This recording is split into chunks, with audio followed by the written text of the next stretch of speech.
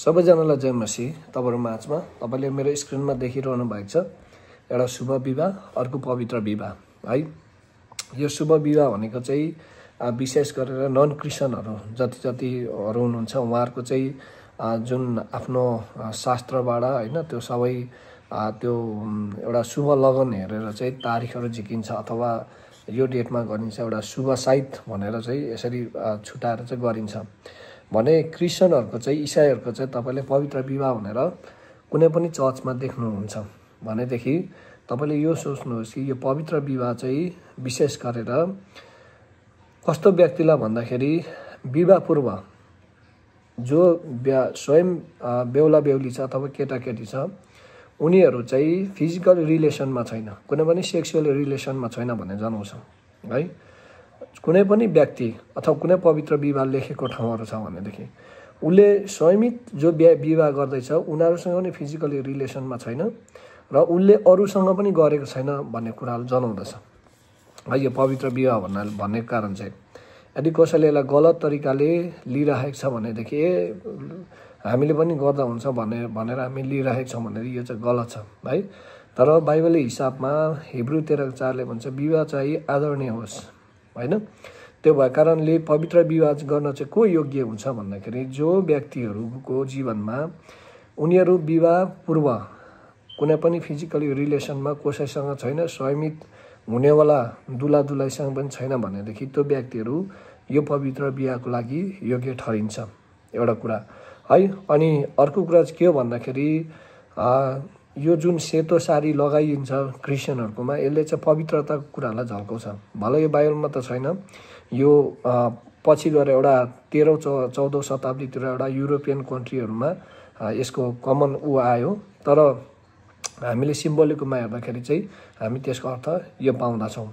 त यो पवित्र जुन विवाह छ यो पवित्र विवाह हुनको निम्ति चाहिँ सबैभन्दा ठूलो कुरा चाहिँ तपाईको घर परिवार साक्षी हुनु पर्यो, भाग्नु भएन, भागी विवाह गर्नु भएन, मण्डली साक्षी हुनु पर्यो, आफन्त साक्षी हुनु पर्यो र स्वयं व्यक्तिहरु साक्षी हुनु पर्यो कि उनीहरु विवाह पूर्व कुनै पनि रिलेसनमा छैन, कुनै पनि सेक्सुअल रिलेसनमा छैन र कसैसँग पनि छैन भन्ने एउटा साक्षीको आधारमा चाहिँ पवित्र विवाह गरिन्छ। अब यो पवित्र विवाह भनेको चाहिँ कस्तो भन्दाखेरि तपाईले कुनै पनि व्यक्तिले यो सेतो साडी लाएर गर्नुपर्छ भन्ने कुनै पनि मान्यता छैन। तपाईले आफ्नो कल्चरको ड्रेसहरु लाएर पनि मजाले गर्न सक्नुहुन्छ है। अन्य ड्रेसहरु लाएर पनि गर्न सक्नुहुन्छ, सानो विवाह गर्नु पनि सक्नुहुन्छ। साधारण औठी लाएर सुनकै चाहिन्छ भन्ने पनि हैन, त मनी माइन्डेड भएर पनि हैन। तपाईको आफ्नो जस्तो औकात छ त्यही अनुसार तपाईले गर्न सक्नुहुन्छ, धेरै मान्छे बोलाएर पनि पर्दैन है। अनि यो पवित्र विवाहको निम्ति चाहिँ त्यो व्यक्तिहरु योग्य हुन्छ। त यो भन्दा उता अर्को पनि छ, यदि कुनै पनि एउटा केटा अथवा केटीको चाहिँ श्रीमती मर्यो या श्रीमान मर्यो भनेदेखि त्यसमा उनीहरु स्वत मण्डलीले यसलाई के गर्छ भने पवित्र विवाह गर्नको निम्ति मजाले यसलाई अथोरिटी दिन्छ। भने यदि कसैको पनि श्रीमान श्रीमती कुनै पनि श्रीमान श्रीमती चाहिँ अब एक आपसमा व्यभिचारको कारण कसै केटासँग लागिराखेको अवस्थामा रंगयात पक्रा पर्यो, केटीसँग लागेको अवस्थामा रंगयात पर्यो भनेदेखि उले स्वत यो विवाहहरु गर्न सक्छ भन्ने एउटा मण्डलीको के छ भन्दाखेरि अथोरिटी छ।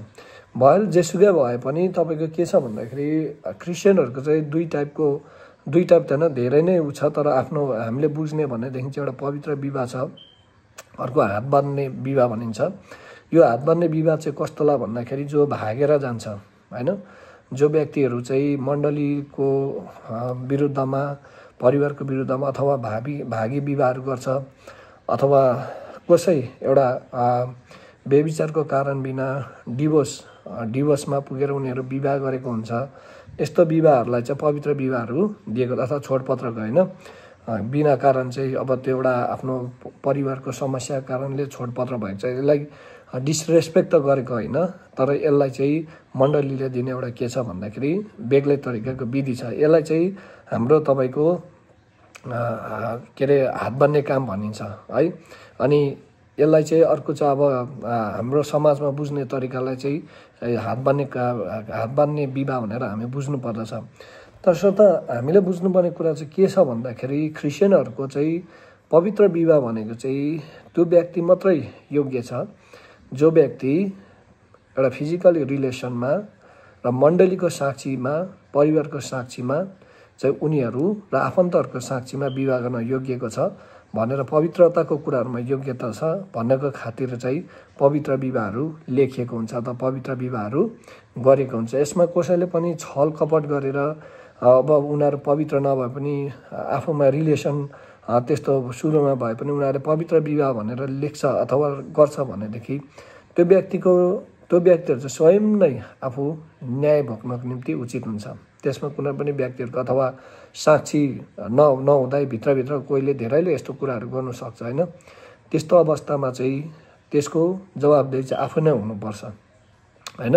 त्यो भएको कारणले गर्दाखेरि चाहिँ पवित्र विवाह चाहिँ अघि मैले भने, तर त्योभन्दा अगाडि त मगनीको कुराहरू चाहिँ आफ्नो ठाउँमा छ। तसर्थ तपाईँले कुनै पनि ठाउँमा यस्तो पवित्र विवाह लेखेको क्रिस्चियनहरूको देख्नुहुन्छ भनेदेखि तपाईँले सोचिहाल्नुहोस् अथवा बुझिहाल्नुहोस् कि यो दुलाई चाहिँ एकदम प्युर छ अथवा यिनीहरू चाहिँ एउटा सबै कुराको आदर साँचीको साथ आदरणीय विवाहहरू गरिरहेको छ भन्ने कुराहरू बुझ्नु होला। धन्यवाद छ।